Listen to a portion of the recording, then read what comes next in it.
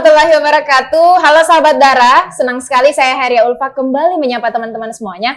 Tentunya bersama 3 pemuda-pemuda hebat yang akan berbagi cerita pengalaman mereka selama berada di Jakarta. Karena tema kita pada hari ini adalah kenapa harus Jakarta? Kenapa harus Jakarta? Tetapi sebelum itu kita mau memperkenalkan mereka, tetapi yang akan memperkenalkan tentang diri mereka adalah dia sendiri. Nah, kita akan mulai dari Dirga sendiri. Dirga Mahardika. Ya. Mungkin bisa disampaikan siapa sih sebenarnya sosok Dirga Mahardika itu? Ya, silahkan. Baik, pertanyaan sangat-sangat cerdas menurut saya. Baik. Karena pada dasarnya yang tahu siapa diri kita adalah ya diri kita sendiri. Betul Nggak sekali. mungkin orang lain kan yang tahu siapa diri kita. Nah, Kalau saya boleh sedikit memberikan gambaran pendapat saya menurut saya sendiri, Ya. karena tentu saja orang lain juga memiliki pendapat kepada saya. betul. Gitu. Jadi kalau pertanyaannya seperti itu, ya saya jawab saya adalah sosok, ya tentu saja kan kita masih muda kan, Betul, pastinya. yang masih punya banyak ambisi dan cita-cita yang pengen dicapai. Jadi saya mendefinisikan diri saya hari ini adalah Dirga yang sedang mengejar ambisinya dan mengejar cita-citanya. Nah, tetapi tentu saja pandangan ini Dirga hari ini tentu bisa jadi beda Dirga di kemudian hari. Di kemudian hari. Jadi Dirga hari ini adalah Dirga yang ingin mengejar ambisi dan cita-citanya. Terima kasih Dirga. Siap. Tapi Dirga hari ini bukan Dirga yang Kemarin. Iya, ikan bolu, ikan cakalang. Lain dulu, lain sekarang. Selanjutnya ada Kakanda Rahman. Siapa sosok Kakanda Rahman ini? Mungkin bisa disampaikan kepada teman-teman. Assalamualaikum warahmatullahi wabarakatuh. Waalaikumsalam warahmatullahi wabarakatuh. Saya juga kurang mengerti konsep dari podcastnya sebenarnya. Iya. Apakah harus formal atau bawa santai? Santai saja, jadi kita tidak ada intervensi. Jadi Senyamannya teman-teman. Ya, jadi untuk perkenalan mungkin sama sebenarnya yang dikatakan Dirga tadi bahwa Iya. orang yang paling berhak sebenarnya menilai kita adalah diri sendiri, orang lain. Iya. Tapi diri sendiri punya kewajiban juga untuk menjelaskan apa yang kita miliki sebenarnya. Jadi perkenalan awal sebenarnya itu tadi, nama saya adalah Rahman. Sama seperti nama ayah saya, Kak. Oh begitu. Iya. Artinya apa? Saya kurang tahu itu.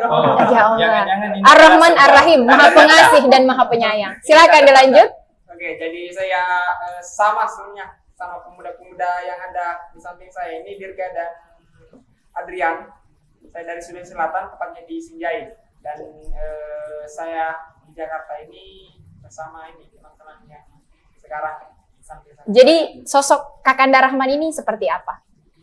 Kalau sosoknya sebenarnya saya lebih mempercayakan orang untuk menilai saya, apa yang dia lihat terhadap saya. Oke, jadi Kak Rahman ini memberikan kebebasan kepada orang lain untuk mendeskripsikan sosok siapa sih Kak Rahman ini. Dan yang terakhir ada Kakanda Adrian yang luar biasa menyempatkan waktunya hadir di podcast Ini kami. waktunya sangat-sangat sulit untuk diatur. Sibuk sekali Dirga, sibuk sekali. Jadi kita perlu atur waktunya.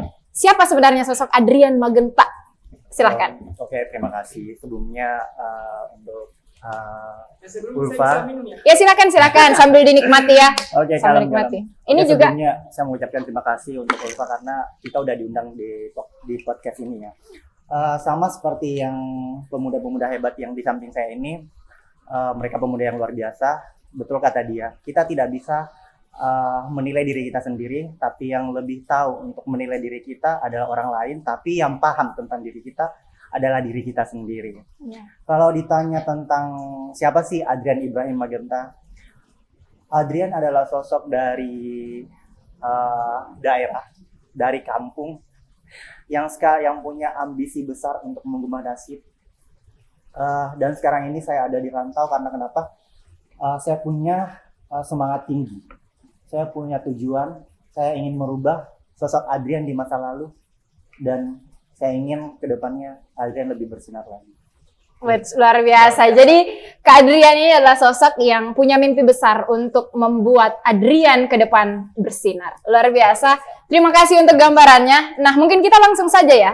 Tadi sudah menyampaikan bahwa ketiga pemuda ini sedang berjuang di ibu kota, tentunya dengan cerita dan pengalaman yang berbeda-beda. Tetapi saya ingin mendengarkan dari ketiga pemuda ini yang hadir, ada Dirga, ada Kak Rahman, Kak Adrian.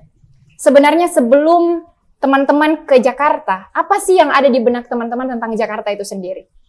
Dari Dirga dulu, silahkan. Atau di rolling aja. Atau boleh di rolling, siapa Iya, yang boleh, siap boleh. dulu? Siapa yang siap? Dari kami. Iya, dari Dirga dulu, silahkan. Itu kalau kita nggak di rolling dong. Ya, silahkan. Ya udah. Kalau gitu dari gimana? Mau Dirga atau Terserah hostnya siapa. Iya, dari Oke, Dirga, silahkan oke, ya. Baik. Ya, jadi bisa diulang tadi pertanyaannya apa? Jadi apa sebenarnya yang ada di benak teman-teman Ya. sebelum menginjakkan kaki dan tinggal di Jakarta? Jakarta itu seperti apa sih menurut teman-teman? Ya, kalau menurut saya yang ada di benak saya ketika mendengar kata Jakarta adalah kota yang penuh dengan harapan-harapan. Oke. Karena saya ini adalah menganggap diri saya masih muda, saya melihat bahwa harapan untuk mengubah nasib saya dan juga menuju ke cita-cita yang pengen saya capai yang ada di life plan saya, untuk mewujudkannya itu salah satu langkahnya harus ada di Jakarta. Nah, Oke. Jadi kalau ditanyakan apa yang menjadi di benak saya tentang Jakarta, maka jawabannya adalah Jakarta adalah kota harapan menurut bagi saya. Jadi Jakarta itu adalah kota harapan. Ya, Ya betul kota sekali, karena ternyata banyak orang-orang sukses yang lahir dari Jakarta yang berjuang di sini. Selanjutnya kalau dari Kak Adrian sendiri, Jakarta seperti apa sebelum Kak Adrian menetap di sini? betul yang dikatakan Dirga. Kalau Jakarta itu kota dengan sejuta harapan, di mana di kota ini kita bisa menggapai cita-cita kita. Seperti yang kita ketahui, bukan rahasia publik lagi bahwa Jakarta ini adalah dikenal dengan kota metropolitan. Jakarta ini bisa mengantarkan kita untuk menjadi orang sukses. Tergantung pilihannya. Karena di sini banyak cara untuk sukses. Kecuali orang yang pemalas, dia nggak akan pernah bisa sukses. Oke, pertanyaan yang sama untuk Kak Rahman. Seperti apa, Kak? Kalau gambaran Jakarta menurut saya sebenarnya tergambar dari sejak bangku sekolah sebenarnya. Oh, sudah terpikir ya, sudah terpikir. Jakarta secara di benak saya mulai Oke. tertanam di beberapa buku mungkin itu kehidupan di Jakarta mulai dari misalnya zaman kemerdekaan apa segala macam, orang-orang sukses, presiden, pemilihan presiden dan proses-proses negara terjadi di Jakarta. Dan itu yang menjadi yang ada di benak saya sebenarnya.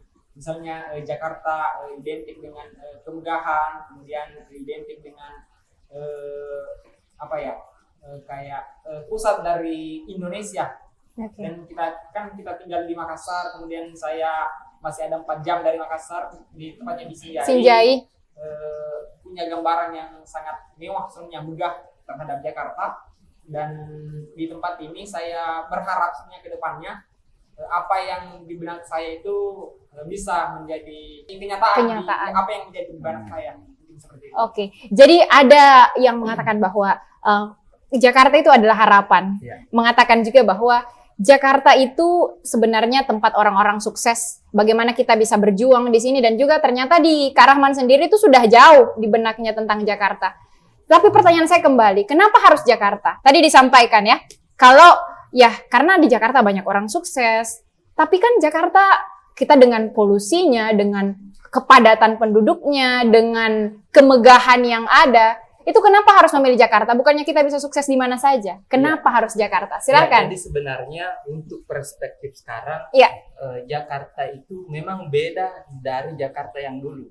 Di tengah Nah, ini yang perkembangan menarik ini. teknologi yang sangat pesat hari ini. Betul. Kalau dulu memang mungkin kenapa orang rata-rata misalnya maju dan berkembang ketika merantau ke Jakarta dulu, karena memang akses yang ada di Jakarta itu beda dengan akses yang ada di daerah misalnya. Iya. Tetapi untuk sekarang di era hari ini, ya akses-akses teknologi itu sudah sangat-sangat maju dan berkembang. Jadi informasi yang ada di Jakarta dan informasi yang ada di daerah misalnya di Sulawesi atau di Makassar itu sudah sama. Jadi dimanapun sebenarnya kita berada sama saja kita Iya. bisa maju dan berkembang. Cuman kalau menurut saya ini terkait dengan bagaimana kita mengeksekusi jaringan-jaringan yang kita miliki seperti itu. Berarti ini terbukti dari sini kita sudah melihat bahwa ternyata Pak Dirga kayaknya punya jaringan yang luas ya yang ada di sini di Jakarta ya. Ya silakan. Bagaimana Pak Dirga? Ya, Punya kalau jaringan sih ya saya rasa kita semua sama. Hari ini kita datang ke Jakarta berupaya supaya kita bisa terhubung dan terkoneksi melalui jaringan-jaringan yang ada dan membuka jaringan-jaringan yang baru. Dengan begitu peluang-peluang baru juga akan terbuka. Oke. Kadrian, kenapa harus Jakarta untuk merubah nasib? Jakarta. Kembali lagi, saya kan tipe orang yang menyukai tantangan. Betul kata Kak Rahman. Dia di bangku sekolah sudah terpikirkan Jakarta itu seperti apa. Mungkin kata yang kita dengar tentang Jakarta adalah ada pepatah yang mengatakan sekejam-kejamnya ibu tiri, tapi Jakarta lebih kejam. Lebih kejam ya, ada yang begitu ya. Iya. Nah dari situ kenapa saya lebih memilih Jakarta untuk mengadu nasib, merubah nasib saya. Karena di Jakarta ini saya bisa banyak belajar. Jakarta bisa menunjukkan jati diri saya, lebih membentuk karakter saya. Karena di Jakarta ini ada banyak orang, mungkin dari daerah yang berbeda-beda. Kalau kita di sini mungkin satu asal ya, Sulawesi Selatan. Tapi di Jakarta ini kita dari berbagai daerah dan bisa jadi yang sangat sulit adalah perbedaan pendapat. Oke. Dari situ saya semakin belajar. Dari Jakarta saya bisa membentuk karakter saya, diri saya. Dan dari Jakarta saya bisa men-challenge diri saya. Kalau saya bisa bergerak lebih maju lagi ke depan. Oke. Kita doakan ya Kak Dirga. Semoga harapannya tercapai. Kalau Kak Rahman sendiri bagaimana Kak Rahman? Kalau saya memilih Jakarta sebenarnya sama sebenarnya yang saya katakan tadi bahwa Jakarta di benak saya itu merupakan kayak parameter lah dari seluruh Indonesia. Jadi saya meyakinkan diri untuk men-challenge sendiri di ibu kota. Di ibu kota. Jadi itu ya. Jakarta merupakan satu tempat yang menggambarkan Indonesia secara keseluruhan, walaupun sebenarnya itu yang ada beberapa yang mengatakan subjektif penilaiannya, tapi menurut saya memang tempat Jakarta ini tempat berkumpulnya semua budaya Indonesia, kemudian orang-orang Indonesia dan tipikal-tipikal orang Indonesia. Di sinilah kita bisa belajar tentang keberagaman itu ya. Keberagaman itu, baik itu politik, ekonomi, kemudian kehidupan sosial lah pada umumnya. Luar biasa. Jadi, memilih Jakarta itu alasannya. Luar biasa. Jadi ketiga pemuda hebat kita tadi yang saya garis bawahi bahwa mereka menyukai tantangan. Ya. Suka challenge ya. Nah, jadi saya punya kata kunci ini yang menarik. saya dapatkan dari kedua perspektif tadi ini. Iya. Seperti apa dia? Sebenarnya saya mau mengutip apa yang dituliskan James Clear dalam bukunya Atomic Habit. Jadi kenapa Jakarta ini bisa mendorong orang untuk maju dan berkembang? Jika mengutip pada buku itu menjadi referensi bahwa memang kita dituntut apabila ingin melakukan sebuah perubahan, maka kita harus men-setting lingkungan kita. Wow. Supaya untuk membantu kita, men-challenge kita untuk berubah. Dan seperti itulah mungkin ketika kita tinggal di Jakarta, lingkungan Jakarta itu orang-orang di sekitar kita itu seperti men-challenge kita untuk melakukan mencapai apa-apa yang pengen kita capai. Berarti betul sekali ya bahwa lingkungan itu memberikan energi lebih, energi positif untuk kita agar bisa lebih bersinar lagi. Dan pastinya ini kolaborasi, tumbuh bersama, tidak masing-masing individualistik. Nah ini yang luar biasa dan saya kira tadi kita sudah mendengarkan beragam cerita dari mereka, tetapi saya ingin mendengarkan satu cerita juga tentang suka duka berada di sini. Pasti tidak hanya bahagia saja, pasti ada cerita-cerita yang mungkin punya story spesial ya, perjalanan yang spesial yang tidak akan pernah kalian lupakan selama berada di Jakarta. Siapa dulu nih yang mau menceritakan suka duka berada di ibu kota? Kadrian dulu, silahkan. Nampaknya lebih siap ini Kak Adrian. Silakan Kak. Kalau ditanya suka duka tinggal di Jakarta, sebenarnya kalau untuk dukanya ya, Iya. dukanya sebenarnya itu nggak layak kita sebut duka, karena dengan kita melangkahkan kaki ke Jakarta berarti kita udah siap untuk keluar dari zona nyaman kita. Oke. Tapi yang namanya hidup di lingkungan baru, tempat yang baru, pasti butuh proses lah untuk berbaur. Kalau ditanya tentang suka duka, banyak hal. Mungkin di sini saya baru pertama kali cerita ya. Pertama kali saya ke Jakarta, tepatnya 5 hari ya. Saya datang ke tempat di mana saya diterima. Ternyata apesnya saya ditipu. Iya, sampai ditipu. Iya. Iya terus Kak. Tapi karena saya kembali mengingat tujuan saya, Iya. bahwa saya menginjakan kaki di tanah Jakarta ini dengan Bismillah. Saya yakin dan percaya saya ada di sini karena mempunyai tujuan. Mungkin hari ini saya gagal dengan bekal potensi yang ada di diri saya, dengan background pendidikan saya yakin dan percaya suatu saat saya pasti bisa mendapatkan pekerjaan. Dan terbukti selang beberapa bulan ada beberapa tawaran pekerjaan. Alhamdulillah. Dan saya memilih salah satu dari tawaran itu dan bertahan sampai sekarang. Wow.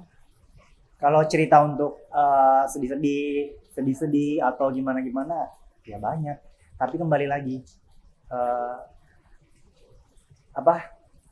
jangan pernah menginjakan kaki di Jakarta kalau kalian tidak ingin mengeluarkan air mata. Berarti kita harus siap. Menyiapkan mental ya sebelum Betul sekali. menginjakkan kaki ke sini.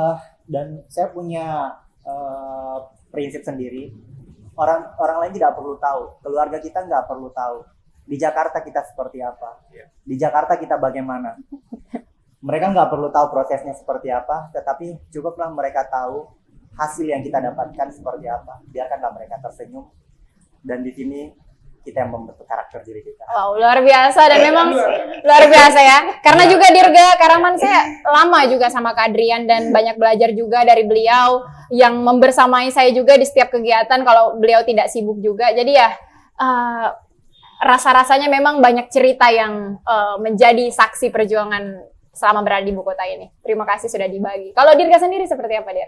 Ya, kalau ditanya tentang suka duka, pertama yang menjadi dukanya ya tentu karena kita kan bukan asli lahir dan tinggal di Jakarta. Awalnya kita dari kampung, dari daerah, kemudian pindah ke sini.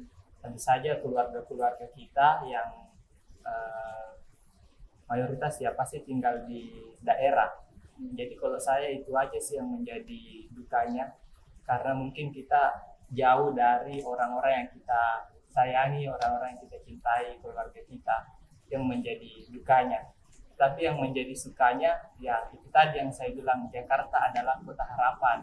Jadi di Jakarta ini misalnya, kalau saya kan misalnya memang suka dari dulu hal-hal yang berbau dengan politik dan sebagainya. Jadi apa yang saya lihat di televisi misalnya, di berita-berita, kita sekarang sudah bisa berinteraksi dengan yang seperti itu dulu. Misalnya tokoh-tokoh, misalnya kita sudah bisa berdiskusi langsung dengan dia, sudah bisa berinteraksi langsung dengan dia, dan kita bisa melihat secara langsung dan berada di sana secara langsung apa yang dulu kita lihat di televisi. Dan tentu saja itu juga tadi saya bilang, perlahan-lahan kita berupaya supaya bisa mencapai target-target kita ke depan. Perlahan-lahan jalannya itu terbuka dan ya kita berusaha supaya bisa sampai. Perlahan jalan akan terbuka kepada teman-teman yang mau melihat peluang itu ya. Oke, Kak Rahman. Dan satu lagi. Iya. Dan satu lagi, Rifa. Kalau kita nggak punya siapa-siapa, nggak punya keluarga di Jakarta, maka kita yang menciptakan keluarga baru. Ini kita keluarga ini, keluarga Betul. Cemara kita, keluarga Cemara. Itu juga yang menjadi sukanya kita punya Iya. keluarga baru, teman-teman baru di Iya. Jakarta ini. Iya, itu sih bersyukurnya saya teman-teman. Kenapa kemudian mengundang teman-teman ini, ketiga pemuda ini, karena mereka juga menjadi salah satu orang terdekat saya di sini, teman berjuang juga, yang semoga nanti bisa menebar manfaat juga tentang cerita-cerita yang mereka lalui. Tadi Kak Rahman, seperti apa Kak Rahman? Suka dukanya berada di sini? Mulai dari suka atau juga di Terserah, bebas, silahkan. Oke, sama sebenarnya. Duka yang dialami anak perantau itu sebenarnya jauh dari keluarga. Itu yang paling utama sebenarnya. Duka yang paling mungkin entah itu orang-orang yang mampu memendam perasaan itu ataupun orang-orang yang lebih memilih untuk memendam iya. dan akan lepas rindunya nanti ketika pulang. Mungkin itu salah satu duka dari seorang anak rantau kayak kita semua ini. Dan saya menganggap bahwa itu adalah konsekuensi dari sebuah pilihan yang kita ambil. Mungkin sama seperti Dirga. Kebetulan saya kuliah di jurusan ilmu politik. Jadi gambaran saya tentang politik itu sebenarnya apa yang ada di berita, apa yang ada di televisi. Jadi seperti dialog-dialog di televisi, tokoh-tokoh nasional, presiden, menteri, DPR, DPD dan MPR itu akan menjadi sebuah menjadi sebuah tantangan untuk ketika kita berada dalam satu forum dengan mereka, bertemu dengan mereka itu menjadi sebuah kebanggaan tersendiri. Privilege tersendiri ya. Tersendiri sebagai orang-orang yang bergerak di dunia politik, dan tidak hanya di politik sebenarnya kan kita di kampung itu kita melihatnya di televisi, dan apa yang ada di televisi kan pusatnya di sini Jakarta. Kita melihat artis-artis, biasanya kan kita kepikiran bagaimana kalau ketemu langsung, dan sekarang alhamdulillah saya tinggal di Bintaro, dan salah satu privilege-nya tinggal di Bintaro adalah ketemu dengan artis. Banyak ketemu dengan artis. Kalau tidak salah Pak Dirga juga jadi manajer beberapa selebgram ya. Saya kenal. Luar biasa. Jadi mungkin itu sukanya sebenarnya, walaupun orang menganggap mungkin euforia yang saya rasakan itu terlalu lebay ketika bertemu dengan orang yang menganggap mereka hanya biasa, tapi saya pribadi itu menganggap sebuah bagian dari prestasi yang saya dapatkan, walaupun ya mungkin prestasinya agak mungkin belum bisa dikatakan prestasi, tapi jadi kebanggaan untuk saya sendiri. Luar biasa. Itu. Nah, dan yang paling terakhir nanti, kita mau mendengarkan apa sih harapan teman-teman tentang Jakarta, atau ada hal yang ingin disampaikan kepada teman-teman sahabat Dara yang ada di rumah, silahkan.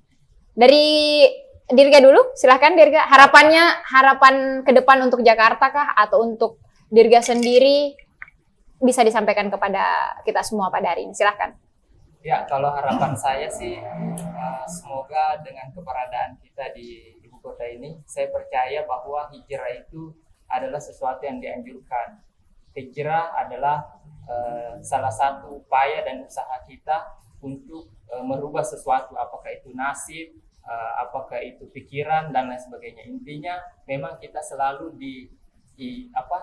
dianjurkan untuk hijrah. Kalau menurut saya dalam agama, ketika kita hijrah berarti ada sesuatu yang pengen kita rubah, baik itu pikiran ataupun nasib. Ya, jadi harapan saya ketika berada di ibu kota ini, semoga ibu kota ini bisa menjadi challenge buat saya pribadi, sehingga bisa maju dan berkembang, terus belajar dan membentuk diri saya. Karena pada dasarnya kalau saya, Jakarta ini adalah tempat untuk belajar. Jakarta maupun Sulawesi maupun Sengkang, Wajo, daerah saya sama saja menurut saya.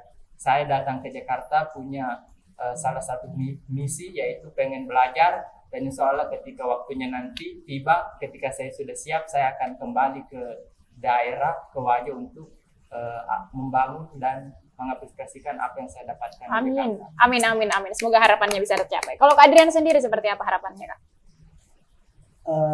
Kalau ditanya tentang harapannya, tentunya kita sudah ada di Jakarta, berarti ya kita harus sukses dong. Karena kenapa? Banyak tanggung jawab yang harus kita pertanggungjawabkan. Banyak harapan. Pertama dari keluarga, mungkin adik-adik yang selama ini melihat kegiatan-kegiatan kita di sosial media. Karena kembali lagi, apa yang kita update di sosial media pasti semuanya tentang yang baik-baik aja kan.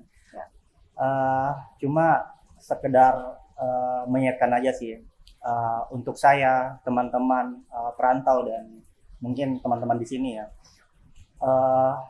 jangan pernah lupa dari mana kita berasal, apa yang kita capai saat ini. Saya percaya dengan kita memiliki semangat yang tinggi, hidup kita akan semakin meningkat ke arah yang lebih baik lagi. Tetapi ingat, tujuan kita datang di Jakarta apa, kita mau jadi seperti apa, jangan sampai kita silau akan kerlap-kerlip Ibu kota. Wow, terima kasih. Kalau Kak Rahman sendiri seperti apa? Apa tadi pertanyaannya? Pertanyaannya, harapannya. Dengan jawaban Adrian. Iya, yang membuat kita memikat ya, bahwa kita tidak boleh silau dengan gemerlap ibu kota. Ini yang menarik sebenarnya. Silakan Kak Rahman, harapannya seperti apa? Kalau harapan dari saya untuk kedepannya sebenarnya itu tadi saya mengambil dari quote, bukan quote sih, kayak semacam ya mungkin statement bahwa selalu ada konsekuensi dari sebuah pilihan. Jadi harapan saya ke depan ini, mudah-mudahan apa yang saya harapkan jauh sebelum saya ke Jakarta dapat terwujud, walaupun misal ke depannya tidak 100% tercapai, setidaknya saya telah memilih untuk berada di Jakarta, dan apa yang saya dapatkan tentunya saya akan syukuri ke depannya. Ya baik, saya ingin mengucapkan terima kasih kepada 3 pemuda yang luar biasa, saudara-saudara saya yang meluangkan waktunya untuk hadir di podcast Hairya Ulfa untuk berbagi cerita kepada kita semua. Dan ada banyak hal yang saya dapatkan bahwa ketika kita berada di ibu kota, ketika kita memilih Jakarta, itu adalah sebuah konsekuensi yang harus kita terima bagaimanapun hasilnya ke depan. Bagaimana kita bisa membuka jaringan sebesar-besarnya dan membuka peluang sebesar-besarnya yang ada di depan mata. Yang paling penting, kita tidak silau akan gemerlap ibu kota. Terima kasih waktunya Kak Rahman, Dirga dan Kak Adrian, dan selamat menikmati apa yang kita sudah siapkan. Terima kasih. Jangan lupa untuk subscribe, share, dan like postingan ini. Dan teman-teman bisa klik di kolom komentar kira-kira motivasi, edukasi, atau inspirasi seperti apa yang teman-teman perlukan. Sekian dari saya. Wassalamualaikum warahmatullahi wabarakatuh.